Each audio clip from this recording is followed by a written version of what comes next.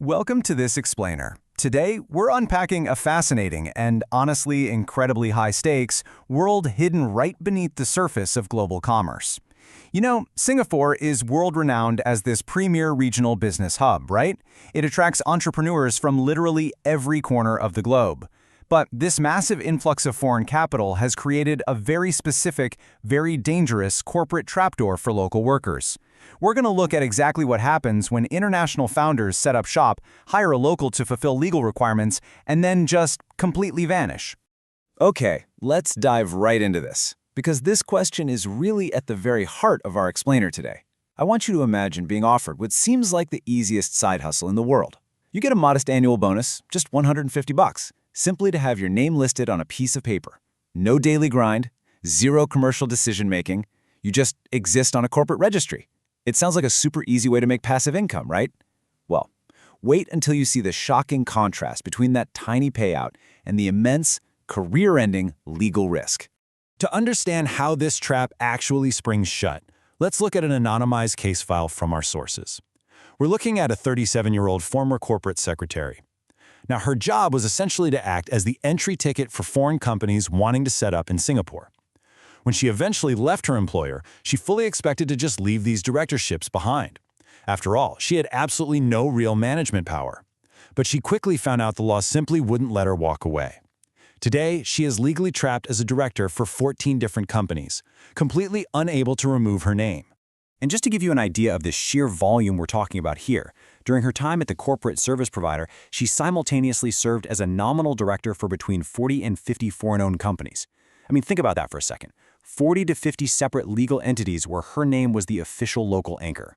This really brilliantly illustrates the global scale of her portfolio. These companies were owned by founders from all over the map: Australia, India, mainland China, France, the Netherlands, you name it. And they were operating in fast-moving industries like software development, gaming, and commodity trading. But here's the critical problem. To officially change a nominee director, you actually need the foreign directors to cooperate and sign the paperwork. In her case, despite her trying over and over again, many of these foreign founders completely went dark. They just stopped communicating and vanished, leaving this local employee entirely holding the bag. Section 1. The Legal Trapdoor. Companies Act, Section 145(5). So you might be wondering, why can't she just unilaterally quit? Well, it's because this regulation is completely airtight. Under Section 145(5) of Singapore's Companies Act, if your resignation means the company no longer has at least one director residing locally in Singapore, your resignation is legally invalid. Period. You literally cannot step down. If those foreign founders disappear and don't bother to appoint a local replacement, you are completely frozen in place.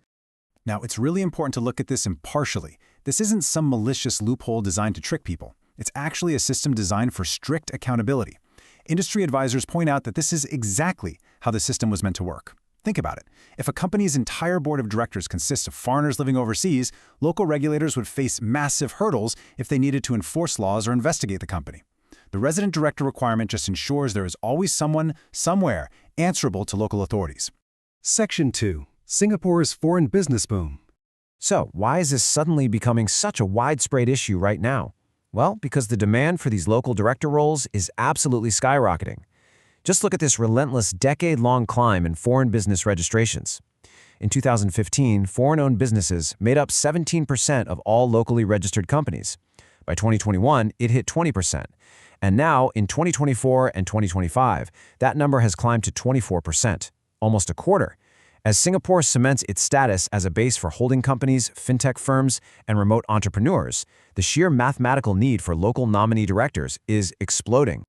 And just to be perfectly clear on what we're looking at here, the term foreign-owned simply means that local shareholders hold less than 50% of the company. So the controlling interest is entirely in the hands of foreign investors.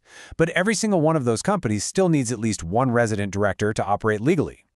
Section 3. The price of compliance. Myth versus reality. This incredible surge in demand has actually fueled a very dangerous misconception. The expectation is usually what lures people in, right? You collect a small fee, you sign a few incorporation papers, and you sit back with absolutely no involvement in day-to-day management. But the reality is stark. The legal system does not care if you call yourself a nominee director. The law dictates that nominee directors owe the exact same fiduciary and statutory duties to the company as a real active executive. This crucial point is captured perfectly by a legal partner in the industry. They emphasize that even if you never make a single commercial decision, you bear full legal responsibility. You are the legal face of that company's actions within the jurisdiction, no matter what. And this brings us to the terrifying reality of what happens when things actually go wrong. If the company you're a nominal director for gets involved in money laundering or corporate fraud, guess who's in the crosshairs? You are. You're the one facing police investigations and regulatory probes. Remember our 37-year-old former corporate secretary? She's actually had to file police reports herself just because she's so stuck. Even worse, she was literally fired by a subsequent employer precisely because she was still tied to all these abandoned companies. It's a nightmare. And if you're thinking, well, surely the authorities will eventually just shut the dead company down and I'll be free, think again.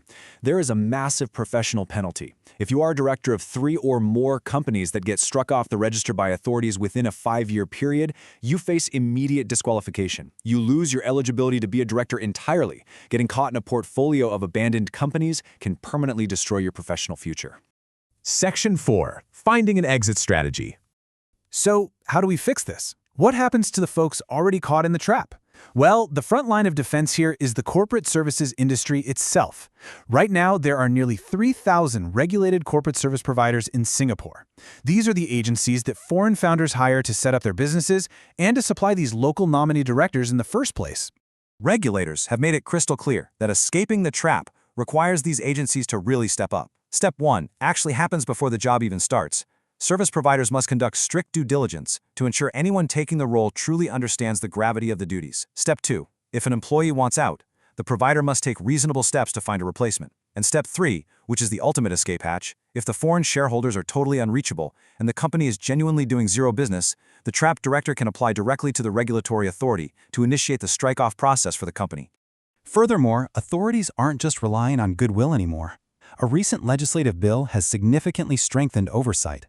Now, all companies providing corporate services must be officially registered, even if they only serve overseas clients. If these providers act unethically, say by abandoning their local employees when a foreign client skips town, they will face strict enforcement actions. The whole goal is to ensure the people setting up these arrangements are held just as accountable as the directors they appoint. Which brings us to our final thought for today's explainer. The nominee director role isn't some shady loophole, it is a fundamental pillar of international business compliance. But when that system breaks down, the collateral damage falls squarely on local workers. So I want to leave you with this question. As our economy becomes increasingly borderless and global business allows founders to just turn off their phones and vanish into thin air, who is ultimately left paying the real price for compliance? Thanks for joining me on this deep dive, and as always, keep asking the tough questions.